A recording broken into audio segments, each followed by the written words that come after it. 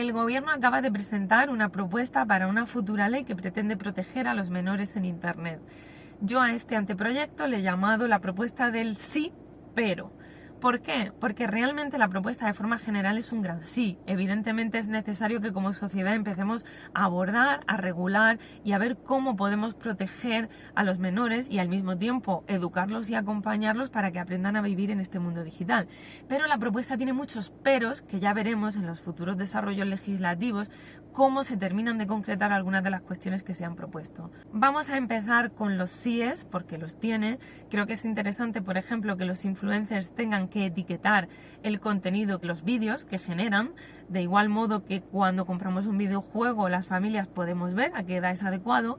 Catalogar el contenido de los recursos que se crean, en cierto modo, pues puede darnos pistas a las familias y empezar a preocuparnos un poquito de ver qué contenido están viendo nuestros hijos e hijas, aunque al final sigue siendo una decisión que va a quedar en manos de las familias. Por otro lado, creo que es también muy interesante el empezar a evitar estos mecanismos de recompensa aleatorios que hay en determinados videojuegos, ruletas y determinadas cosas que no aportan nada, activar determinados mecanismos de recompensa inmediata que no son adecuados en el uso de herramientas digitales. Por otro lado, abordando los síes, pero voy a empezar por el de elevar la edad a los 16 años en torno a poder crear cuentas y proporcionar consentimiento para el uso de tus datos.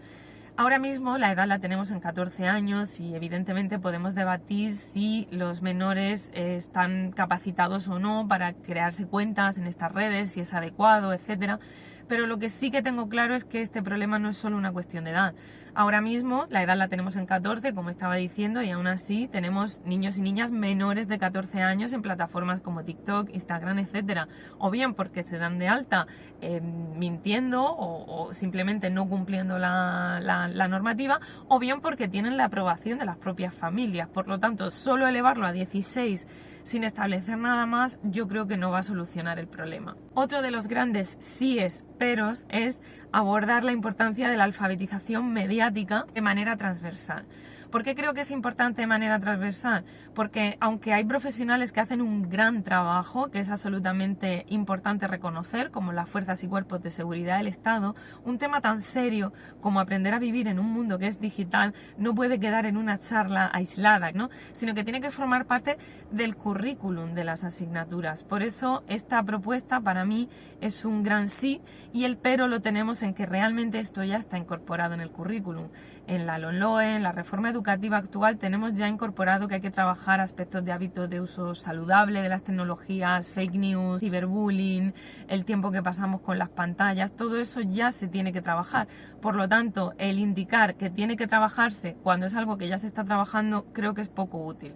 Creo que lo que tenemos que hacer es empezar a abordar un análisis serio de cómo se han incorporado las tecnologías en las escuelas, que tiene que ir mucho más allá de meter libros de texto dentro de Chromebooks o de tablets. Hay competencia digital que se tiene que trabajar tanto de alumnado como de profesorado que se está acreditando. Tenemos que empezar a evaluar qué ha pasado con ese proceso de acreditación de competencia digital, qué pasa con los planes digitales de centro, que tienen que ser elementos que vayan más allá de una gestión que hay que cumplir, y por lo tanto creo que más que abordar propuestas legislativas de integración curricular, lo que tenemos que abordar es un análisis de qué está pasando y qué necesitan los centros y los docentes para realmente poder trabajar estos temas de forma seria en el marco de sus asignaturas.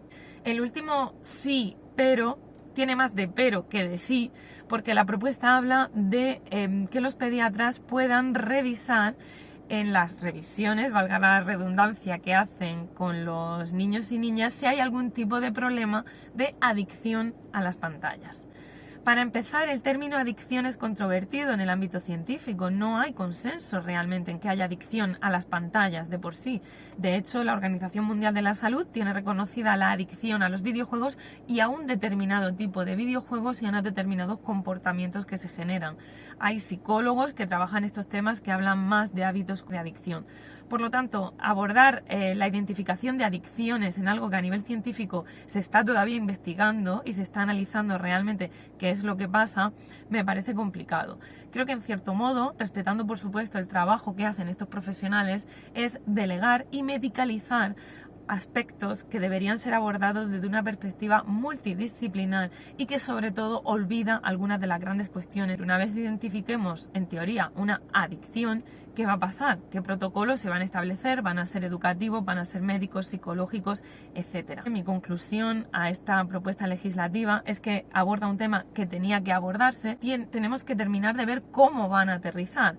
¿Por qué? Porque básicamente muchas de ellas terminan delegando en las familias, en los centros educativos y en los docentes que se ejecuten estos cambios. Y ya estamos viendo que todas estas medidas, si no las acompañamos de políticas reales que transformen aspectos básicos de la sociedad, no van a tener lugar. ¿Y esto cómo se hace? Pues es muy sencillo. No podemos hablar de la importancia de que las familias acompañemos a nuestros hijos e hijas si muchas familias no tienen la oportunidad de conciliar. Si tú no puedes estar en casa, no puedes acompañar. Si tú no tienes formación para hacer un uso seguro de la imagen de tus hijos y tú mismo inconscientemente estás compartiendo contenido que no es adecuado en redes de ellos, ¿cómo vas a acompañarlos a ellos para hacer un uso adecuado de las tecnologías? Ayuntamientos, asociaciones de vecinos se empiezan a desarrollar auténticas misiones pedagógicas para la ciudadanía en torno a cómo tenemos que utilizar la tecnología, cómo podemos hacer un uso ético de ella.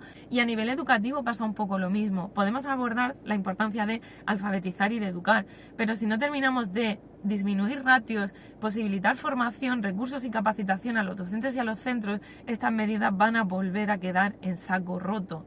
Es absolutamente imprescindible que nos demos cuenta que la integración de la tecnología en el aula no está funcionando bien y que el problema no es de la tecnología, es de la estrategia didáctica y de si estamos estableciendo la mejor inversión y los mejores recursos para que realmente los cambios puedan producirse. En definitiva, creo que en cierto modo esta ley pretende atajar un poco el pánico moral que existe sobre las tecnologías, pero que esconde problemas sociales que tenemos.